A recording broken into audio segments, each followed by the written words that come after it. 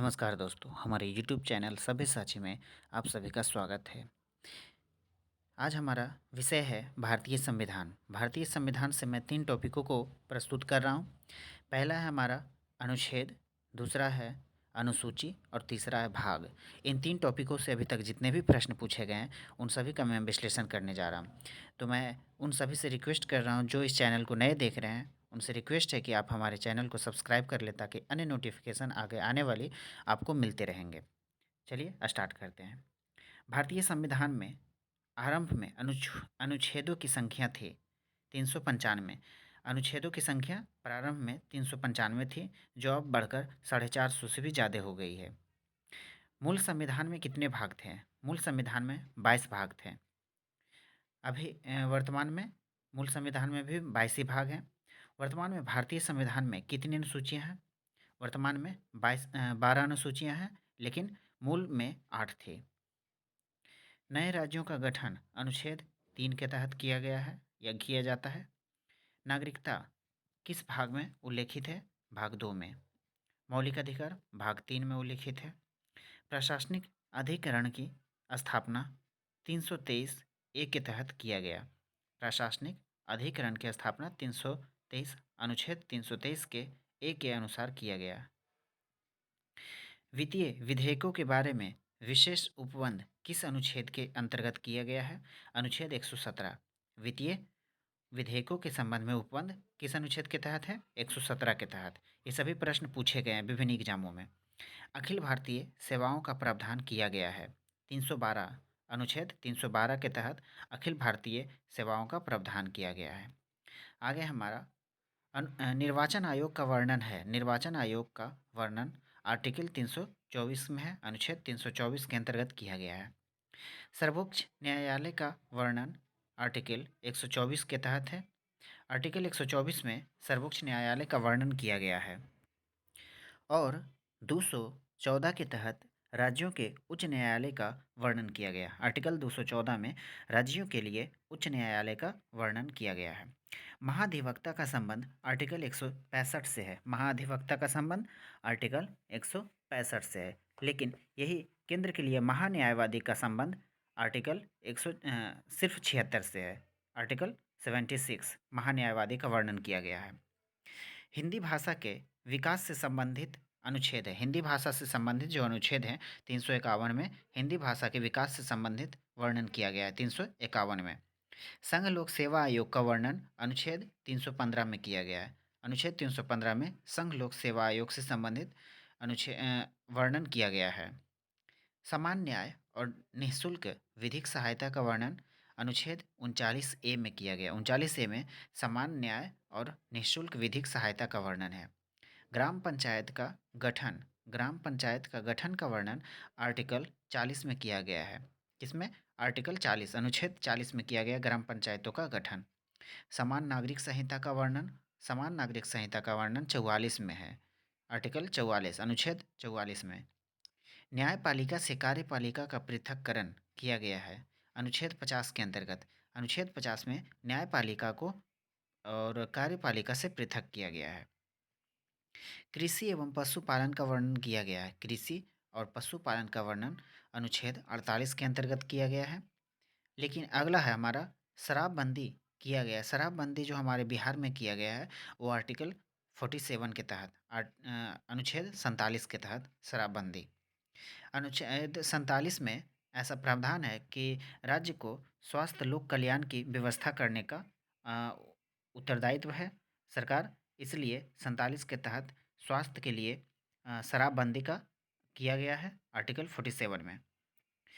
समानता का अधिकार का वर्णन है अनुच्छेद 14 के अंतर्गत। समानता का अधिकार या समानता का अधिकार से संबंधित अनुच्छेद है 14 से 18 तक।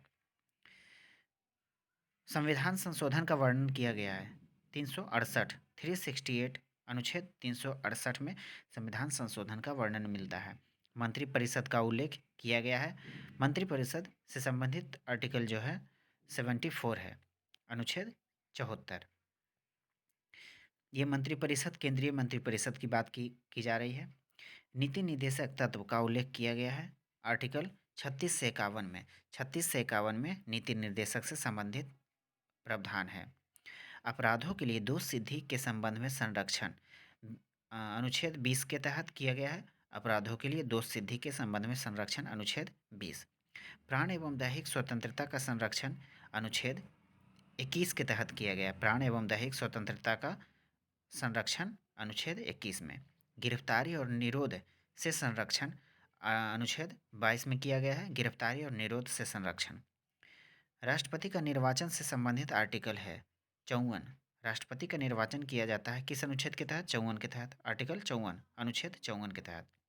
प्रधानमंत्री और मंत्रिपरिषद की नियुक्ति का वर्णन मिलता है 75 में। अनुच्छेद 75 में मिलता है प्रधानमंत्री और मंत्रिपरिषद की नियुक्ति। राज्यपाल की नियुक्ति का वर्णन है अनुच्छेद 155 में। अनुच्छेद 155 में राज्यपाल की नियुक्ति का वर्णन मिलता है। जैसे हमारे 54 में राष्ट्रपति का निर्वाचन से संबंधित है प्रावधान है, उसी प्रकार राज्यपाल का नियुक्ति का वर्णन अनुच्छेद 155 के तहत है। और राज्यपाल की नियुक्ति कौन करते हैं? तो राष्ट्रपति करते हैं। मुख्यमंत्री और मंत्रिपरिषद का वर्णन मिलता है अनुच्छेद 164 में। जिस तरह से हमारे प्रधानमंत्री और मंत्रिपरिषद की नियुक्ति का वर्णन 75 में मिलता है, उसी तरह मुख्यमंत्री और मंत्रिपरिषद का वर्णन अनुच्छेद 164 में मिलता है। विधानसभाओं की संरचना का वर्णन मिलता है अनुच्छेद 170 में। अनुच्छेद 170 में विधानसभाओं की संरचना का वर्णन मिलता है। आगे हमारा है लोकसभा में SC/ST के सदस्यों का आरक्षण का वर्णन मिलता है आर्टिकल 330 में।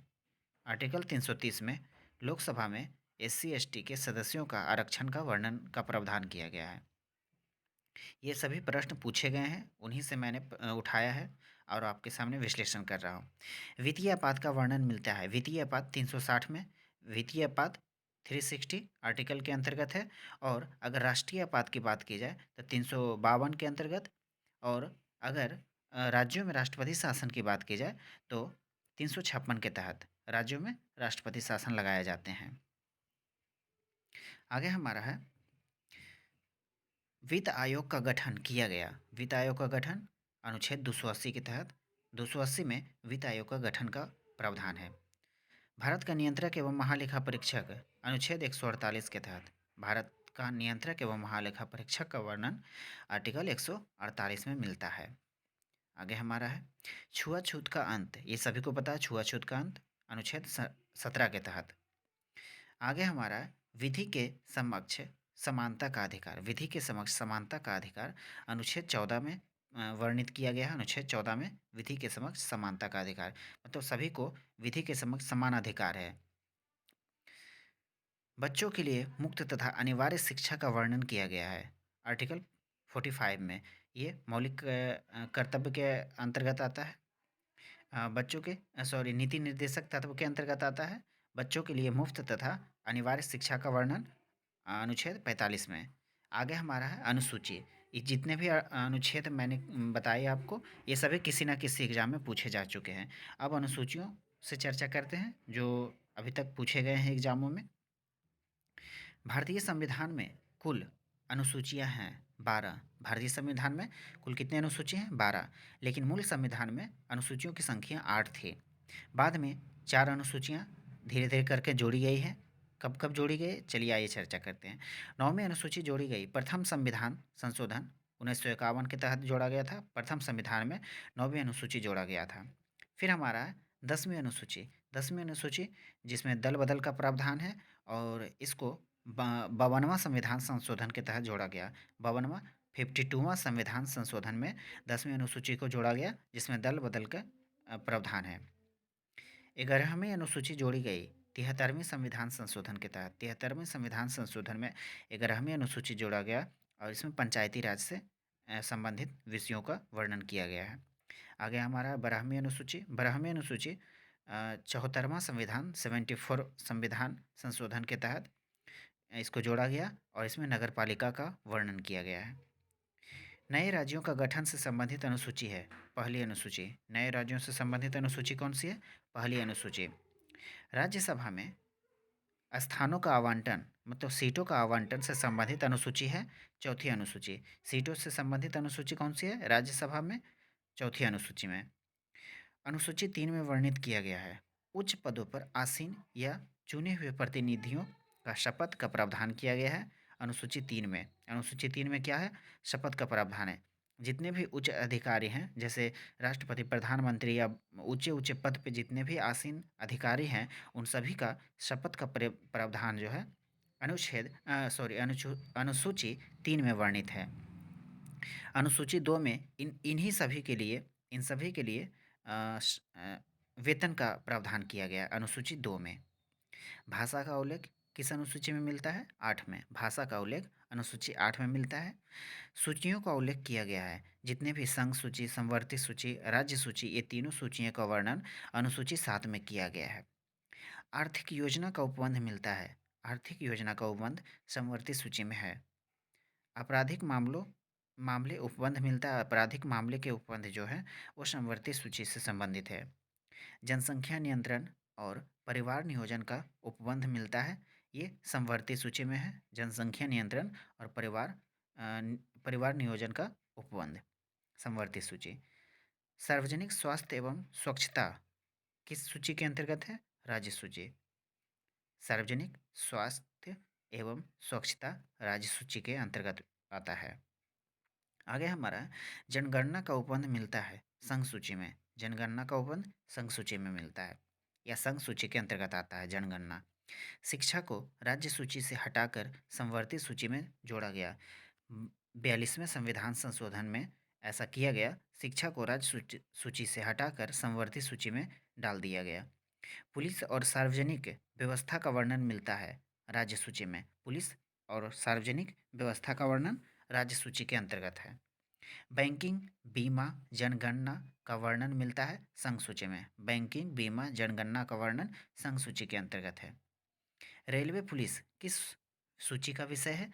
रेलवे पुलिस राज्य सूची के अंतर्गत आता है। आप लोग को शायद यहाँ पे कन्फ्यूजन हो कि रेलवे पुलिस तो रेलवे केंद्र का है, लेकिन नहीं, रेलवे पुलिस की बात की जाती है तो ये राज्य सूची के अंतर्गत आता है। ये विभिन्न एग्जामों में कई बार पूछे जा चुके हैं। विवाह विच्छेद और गोद लेना किस सूची का विषय है? संवर्ती सूची का। विवाह विच्छेद, जिसको हम तलाक बोलते हैं, ये और गोद लेना, ये सभी विषय किसका है? संवर्ती सूची का। सरकारों द्वारा शुल्क और कर लगाने का अधिकार किस अनुसूची में उल्लिखित है? 7वीं अनुसूची में। 7वीं अनुसूची में सरकारों द्वारा शुल्क और कर लगाने का अधिकार का प्रावधान किया गया है। क्वेल्हो केस भारत के संविधान की किस अनुसूची से संबंधित है? क्वेल्हो केस भारत के संविधान के किस अनुसूची से संबंधित है? 9वीं अनुसूची से। 9वीं अनुसूची में क्या था? भूमि सुधार से संबंधित, जिसको प्रथम संविधान संशोधन के द्वारा जोड़ा गया था। छठी अनुसूची का संबंध किन राज्यों से है? छठी अनुसूची में 4 राज्यों को जोड़ा गया है। 4 राज्यों में SC/ST से संबंधित तथ्यों का प्रावधान किया गया है। असम, त्रिपुरा, मेघालय और मिजोरम, इन 4 राज्यों में SC/ST से संबंधित प्रावधानों का वर्णन मिलता है छठी अनुसूची में। आगे हमारा 11वीं अनुसूची में कितने विषय हैं? 11वीं अनुसूची में कुल 29 या 29 विषय हैं। 12वीं अनुसूची में कितने विषय हैं? 18 विषय। 12वीं अनुसूची किससे संबंधित है? तो नगर पालिका से। 11वीं अनुसूची किससे संबंधित है? पंचायती राज से। यह हमारा था अनुसूची से संबंधित प्रश्न जितने भी पूछे गए। आगे हमारा संविधान के प्रमुख भाग से संबंधित जो भी प्रश्न पूछे गए हैं, चलिए आइए उन पे चर्चा करते हैं। भारतीय संविधान में कुल कितने भाग हैं? तो भारतीय संविधान में कुल 22 भाग हैं। पहले भी 22 ही थे, अभी भी 22 ही हैं। नागरिकता का उल्लेख मिलता है। नागरिकता का उल्लेख भाग 2 में मिलता है। मौलिक अधिकार मौलिक अधिकार का उल्लेख मिलता है भाग 3 में। मौलिक कर्तव्य का उल्लेख मिलता है मौलिक कर्तव्य भाग 4 के मौलिक कर्तव्य का उल्लेख मिलता है भाग 6 के 1 में। भाग 6 के 1 में मौलिक कर्तव्य का उल्लेख है। आगे हमारा है राज्य का उल्लेख मिलता है। राज्य का उल्लेख भाग 6 में मिलता है। माफ़ कीजिएगा, यहाँ पे मिसप्रिंट हो गया है। मौलिक कर्तव्य का उल्लेख भाग 4 के क में मिलता है, जो मैं 6 के क लिख दिया, ये थोड़ा मिसप्रिंट हो गया हमसे। मौलिक कर्तव्य का उल्लेख भाग 4 के क में मिलता है। राज्य का उल्लेख भाग 6 में मिलता है, राज्य का उल्लेख, और संघ का उल्लेख भाग 5 में मिलता है। इसी तरह से आगे हम बढ़ते हैं। अब संविधान के किस भाग में 3 सोपानों में पंचायतें बनाने की परिकल्पना की गई है? भाग 9 में। भाग 9 में संविधान के 3 सोपानों में पंचायतों को बनाने का उल्लेख किया गया है। जैसे हम चर्चा कर देते हैं, भाग 9 में पंचायतों का वर्णन किया गया है। भाग 9 के क में नगरपालिका का वर्णन किया गया है। भाग 9 के ख में सहकारी समितियों का वर्णन किया गया है। ये 3 सोपानों में पंचायतों का वर्णन किया गया है। आगे हमारा है भाग 8 में वर्णित है संघ क्षेत्र। भाग 8 में संघ क्षेत्र का वर्णन किया गया है। संघ राज्य क्षेत्र का वर्णन किया गया है किसमें? भाग 8 में, जो हम इंडियन टेरिटोरीज कहते हैं, भाग 8 में रखा गया है। भाग 5 में संघ है और भाग 8 में संघ राज्य क्षेत्र है, जिसको इंडियन टेरिटोरीज कहते हैं। भाग 9 में पंचायती राज है, पंचायत है। भाग 4 के क में मौलिक कर्तव्य है। आइए यहाँ पे सुधार दिया गया है। सहकारी समितियों का उल्लेख मिलता है 9 के ख में। नगरपालिका का उल्लेख मिलता है 9 के क में। आपात उपबंध मिलता है भाग 18 में। आपात उपबंध भाग 18 में वर्णित है। आगे हमारा निर्वाचन का उल्लेख मिलता है 15 में। भाग 15 में निर्वाचन का उल्लेख मिलता है। राजभाषा का उल्लेख कितना में है? भाग 17 में। राजभाषा का उल्लेख भाग 17 में है। इसी तरह हमारा ये आज का टॉपिक खत्म हुआ। जितने भी अभी तक प्रश्न पूछे जा चुके हैं विभिन्न एग्जामों में, इन तीनों टॉपिकों से मैंने सभी को आपके सामने प्रस्तुत किया, इसका विश्लेषण भी किया। आगे आप अलग अलग वीडियो को हम कोशिश करेंगे और भी डालने के लिए। अगर इसके संबंधित सिर्फ आप चाहते हैं कि हमें इसका क्लास के रूप में हमें मिले, अनुच्छेद से जितने प्रश्न पूछे गए वो तो हो गया, लेकिन अगर क्लास के रूप में आप इसको चाहते हैं तो आप हमें कमेंट करें, उसको क्लास के रूप में भी हम डाल देंगे। धन्यवाद।